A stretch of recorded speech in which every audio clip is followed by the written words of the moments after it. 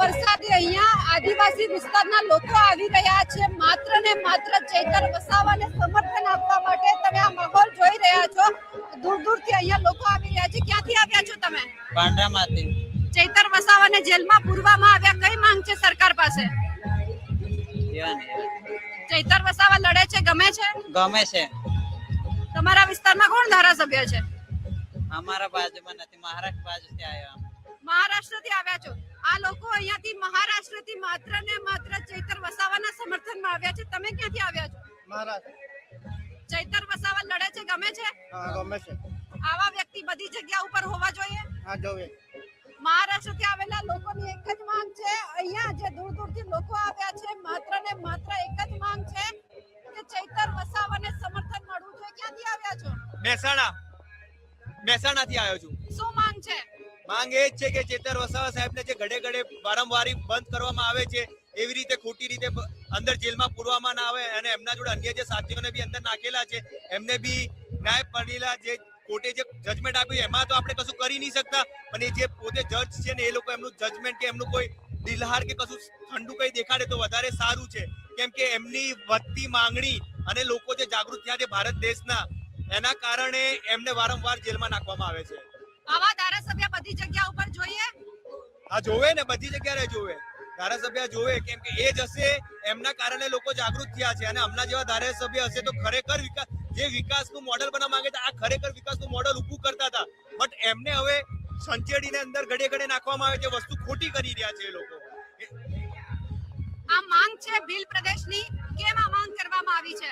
એ ભીલ પ્રદેશની માંગ એટલા માટે કરવામાં આવી છે કે છોટા નાગપુર ટેન્ડન્સી એક્ટ 1875 માં હમણાં ઓલરેડી આપણું જયારે સંવિધાન નતું બન્યું, લખાયું નતું આપણું, એના પહેલા ઇન્ડિજિનસ પીપલ આદિવાસીઓના આપણે આ હકો હતા અને જ્યારે આપણું 1950માં ભારત દેશ આપણું જયારે આઝાદ થયું 1947માં અને આપણે 1950માં જયારે આપણું સંવિધાન જયારે લાગુ થયું એ ટાઈમ પર એના આજે છોટા નાગપુર જે ટેન્ડી છે એને અનુસૂચિત 5 અને અનુસૂચિત 6 કહેવામાં આવ્યું, તોય છતાં અનુસૂચિત 5 ના જે લાભો અહીંયા આખું ઉમરગામથી લઈને અંબાજી સુધી અનુસૂચિત 5 લાગુ છે, તમે આરટીઆઈ કરીને માંગી શકો છો, તોય છતાં એના લાભો અત્યાર સુધી અમને મળતા નથી, ઓન પેપર છે બટ મળતા નથી રિટર્નમાં। તો આ વસ્તુ એના માટે બધા રાજસ્થાનના, મહારાષ્ટ્રના રાજ્ય, પછી એમપીના જેટલા જે રાજ્યો છે ચારે અને ગુજરાતના 4 રાજ્યો બનીને ભીલ પ્રદેશની માંગ કરી રહ્યા છે। ભીલ પ્રદેશની માંગ છે, અહીંયા સ્ટેન્ડિંગ મૂકવામાં આવ્યું છે, અમારી માંગ છે જમીન, જંગલ, જળ પર અમારો અધિકાર છે, શિક્ષણ, સ્વાસ્થ્ય, રોજગારીની સુવિધા, આદિવાસી સંવિધાન સુરક્ષા, સમાન વિકાસ અને જે સન્માનની વાત કરવામાં આવી રહી છે તેમની પણ અત્યારે જે માંગ છે તે મૂકવામાં આવી રહી છે। એટલે સવાલ એ થઈ રહ્યો છે કે જે રીતે સરકાર હર હંમેશ એવું કહે છે કે અમે વિકાસના કામ કરી રહ્યા છીએ, પરંતુ વિકાસના કામ થાય છે ક્યાં? બીજા પણ લોકો આવ્યા છે કે ચાલો મોટી સંખ્યામાં ઉપસ્થિત રહીને ભવિષ્ય બચાવે, કેમ ભવિષ્ય અંધકારમાં લાગે છે? ભવિષ્ય તો અમારા આદિવાસીનો અંધકારમાં જઈ રહ્યો છે એવું લાગે છે, એટલા માટે અમારે યુવા પેઢીએ આગળ નીકળવું પડ્યું છે અને આ બધું એ અમને ચૈતરભાઈ થ્રુ એમાં આવ્યું છે, તો ચૈતરભાઈના સમર્થનમાં એટલા માટે અમે આવ્યા છે। ચૈતર વસાવા બોલે છે, લડે છે, જેલમાં પણ જાય છે, તૂટતા નથી, આ વખતે લાગે છે કે તોડવાનો પ્રયત્ન કરવામાં આવતો હોય? દુનિયાની કોઈ એવી તાકાત નથી કે ચૈતરભાઈને તોડી શકે, અને રહી વાત તોડવાની તો પહેલાના મુગલોના સમયથી લઈને કે અંગ્રેજોના સમય સુધી અત્યાર સુધી આદિવાસીનું તમે દેખી લો તો કોઈ જગાએ એવું નથી કે કોઈ જગાએ આદિવાસી કોઈની ગુલામી કરી હોય। આદિવાસી હર હંમેશા પોતાના હક અધિકાર માટે પહેલેથી લડતો આવ્યા છે ને આગળ જતા બી લડશે જ। આદિવાસી વિસ્તારના લોકો પહેલા પણ લડતા આવ્યા છે ને અત્યારે પણ લડી રહ્યા છે, અહીંયા બીજા પણ છે। તમે ક્યાંથી આવ્યા છો? હું ડેડિયાપાડાનો છું, પણ મારું ગામ શેરવાત છે, ત્યાં કણજી વાંદરીથી આવ્યા છું। શું માંગ છે? મારે માંગ એ છે કે હર હંમેશા આપણા ચૈતરભાઈ અમારા ટાઈગર જે બધા માટે ગરીબ હોય કે ગમે તે માટે આદિવાસીઓ માટે હક ઉઠાવતા ને વારંવાર આવી રીતે જેલમાં લઈ જાય, એના માટે અમે આ ડેડિયાપાડા આદિવાસી મહાસંમેલન રાખ્યું છે, તેમાં અમે સપોર્ટ માટે આવ્યા છે। શું કરો છો તમે? હું અત્યારે આ જે મારે જે ભણવાનું હતું તે પૂરો થઈ ગયું છે, અત્યારે હું મારે તૈયારી ચાલે છે। શેની તૈયારી ચાલે છે? આપણે હેલ્પર અને કંડક્ટર। અને લાગે છે કે રોજગારીની તકો છે? આ તકો છે, એમાં પણ કોઈ અમુક કોઈ બી એક્ઝામ આવે એમાં પણ સરકાર પેપર ખોટ કરી દે, એટલે એમાં છોકરાઓનું પણ ભવિષ્ય ખરાબ થાય છે। એટલે હું જે આ હકો માટે આપણે જે છોકરાઓ માટે કે હર હંમેશા માટે જે અવાજ ઉઠાવતા હોય આપણા ચૈતરભાઈ, એને ખોટા કેસમાં જેલમાં લઈ જશે એના માટે અમે સમર્થનમાં આવ્યા સાહેબ. ખોટા કેસ કરવામાં આવી રહ્યા છે તેમના સમર્થનમાં છે અહીંયા લોકો આવ્યા છે. એક વખતે માહોલ પણ અમે બતાવવાનો પ્રયત્ન કરીશું કે હજારોની સંખ્યામાં લોકો આવ્યા છે. શું શું માંગ છે તે પણ વાત કરીએ.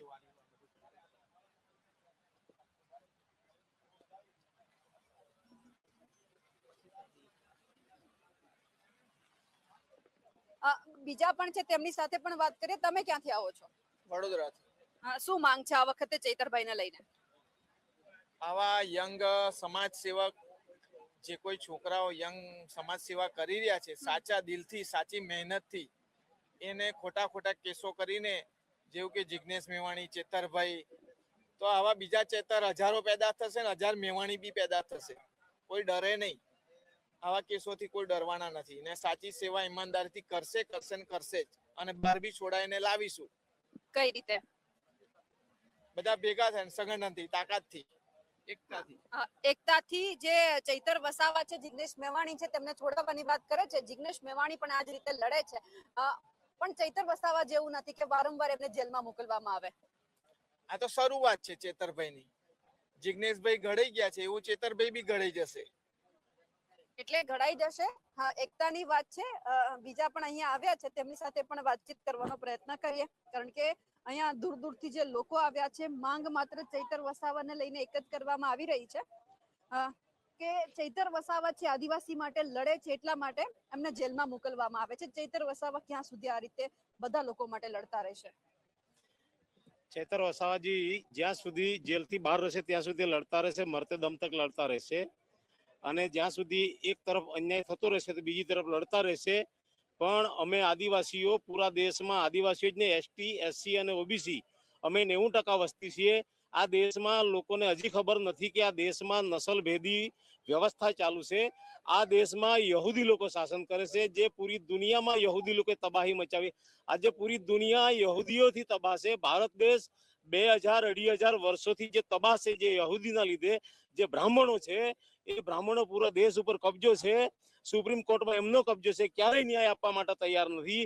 હાઈકોર્ટમાં એમનો કબજો છે, ક્યારેય ન્યાય આપવા તૈયાર નથી. બીજી બાજુ ચૈતર વસાવાને ષડયંત્રથી ફસાવવાનો કાર્યક્રમ એ પણ આ સરકાર નથી, આ યહૂદીઓ કરે છે.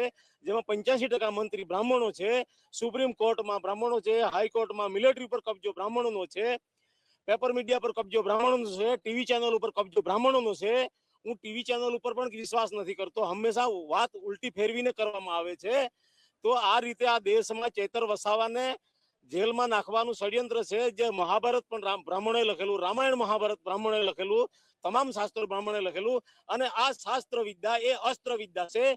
અસ્ત્ર એટલે હથિયાર, સિસ્ટમ, પોલિસી, યોજના, નીતિ, કે કઈ જાતિને કઈ જાતિ ઉપર કયા સિસ્ટમથી કઈ સંજોગોમાં કેવી રીતે જેલમાં નાખવા, બલિ ચડાવી, બળાત્કારો ચડાવવા, કેવી રીતે દાવ બનાવવા, એ રામાયણ મહાભારતમાં લખેલું છે. તો મહાભારતમાં જે લખેલું છે કે ઉલટો ચોર કોટવાલને દંડે, તે પરિસ્થિતિ ચૈતર વસાવા પર લાગુ કરી છે આ લોકોએ. અને રોગ અને શત્રુ ઉગતા નહીં ડામો, જે પરિસ્થિતિ આ લોકો નિર્માણ કરે છે, કે જે લોકો અવાજ ઉઠાવે છે, ષડયંત્ર આ લોકો કરે છે. જે સરકાર જેને કહેવામાં આવે છે યહૂદી લોકો છે. તો એ યહૂદી લોકો જ્યાં સુધી ભારતમાં રહેશે, 3% છે બ્રાહ્મણો, જેનાથી આ સમાજ પીડિત છે, શોષિત છે. જેમાં કોઈ ક્ષેત્ર બાકી નથી રાખ્યું કે જે લોકોને શોષણ, તબાહ કરવામાં, જમીન, જંગલ, જળ, અધિકાર, શિક્ષણ, વ્યવસ્થા, જે ગણો એક પણ ક્ષેત્ર બાકી નથી છોડ્યું એ લોકોને આ એસટી, એસસી, ઓબીસીઓને તબાહ કરવા માટે. તો આ જ્યાં સુધી સરકાર, આજે યહૂદીઓનું શાસન રહેશે, જેમાં અમારા લોકો પણ હિસ્સા છે. પોલીસને હથિયાર બનાવીને અમારી સામે ઉપયોગ કરવામાં આવે છે, મિલિટરીને પણ અમારી સામે ઉપયોગ કરવામાં આવે છે, પગાર અમારો, પૈસા અમારા, અમારી સામે હથિયાર તરીકે ઉપયોગ થાય છે. તો આ અમે એસટી, એસસી, ઓબીસી લોકો અમે ક્યારેય પણ આ વસ્તુ, ઓબીસી સમાજ આજે કુંભકર્ણ અવસ્થામાં, થોડી નિંદ્રા અવસ્થામાં છે.